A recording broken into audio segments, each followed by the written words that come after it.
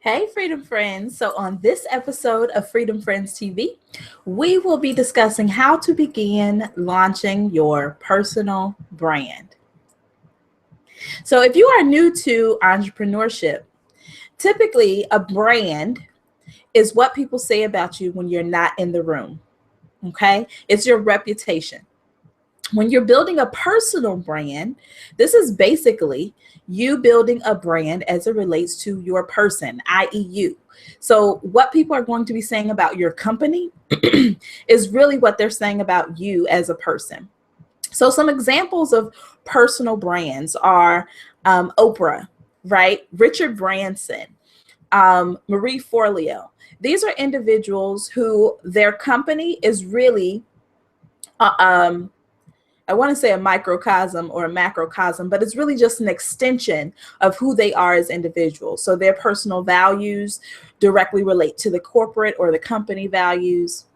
And so, as entrepreneurs, most of the time we're getting started as solo entrepreneurs, solopreneurs, as I like to call it. And so, in this space, it's important that you allow your name and your face to really speak for what it is your company stands for.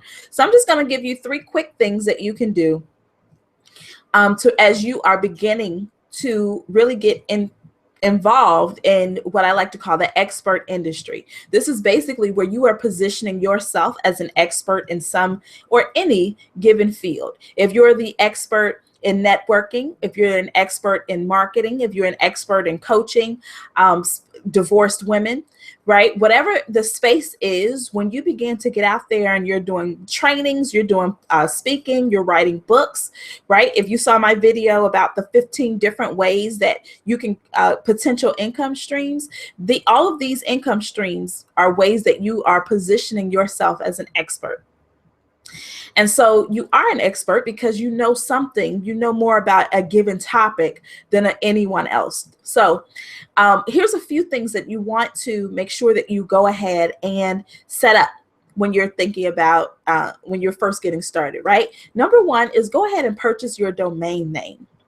I personally believe that if you are just getting started, that you should, well, I think everybody should own their own name. So, for example, NatishaWillis.com, right, is my personal domain name. That was the first domain that I ever purchased. And I think if, no matter what, if you're going into business, you definitely want to own your name. You never know what may happen. So, hopefully you'll be awesome and fantastic. And honestly, as you go through business, your brand or your reputation may change. Well, if you own your brand name and you have your company on there, then you don't have to worry about changing the domain. Hopefully that makes sense. The next thing that you want to do is set up what I like to call I know the company names, but the name is escaping me, but it's a landing page. That's what it's called. A landing page is basically a placeholder, and it's really simple to set up. You can do this even if you don't have any web design skills. But it's basically a way for a placeholder for you to put on the domain. So once let's just say when I was first getting NatishaWillis.com started, I had some information there so that people would have an understanding of what kind of information I would be delivering at a later date. And then I had a place where they could put their email addresses. Email addresses are golden. They're almost more important than phone numbers. You want to make sure that when people go to your website, even if you have nothing there yet, that they're able to stay in touch with you, and you want to be able to stay in touch with them. So some examples of landing pages or some places where you can get some free landing pages: Instapages, and I will make sure I drop that link down in the bottom. EntrePage is another place, and I personally use Leadpages.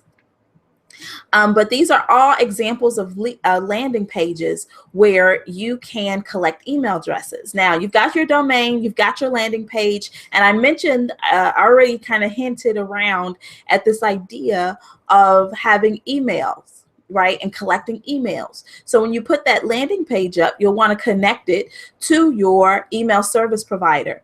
One of the most popular, I think, in the industry is MailChimp. It's free for, I believe, your first 500 or so subscribers. And subscribers are the people whose emails you have. And so it's a great way to get started.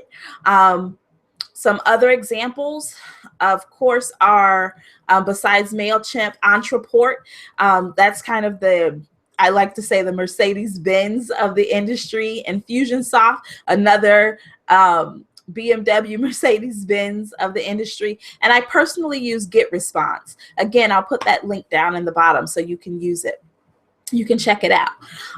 So that's about it. When you're first getting started, purchase your domain name. Number 1, go ahead and set up a landing page. Number 2, and number 3, go ahead and make sure that you have an email service provider so that you can start delivering value to those who are looking for you. As you get out and you begin networking and connecting and meeting people, you want to be able to collect people's information and really just get information from people. Now, I'll give you this bonus. Depending on how far along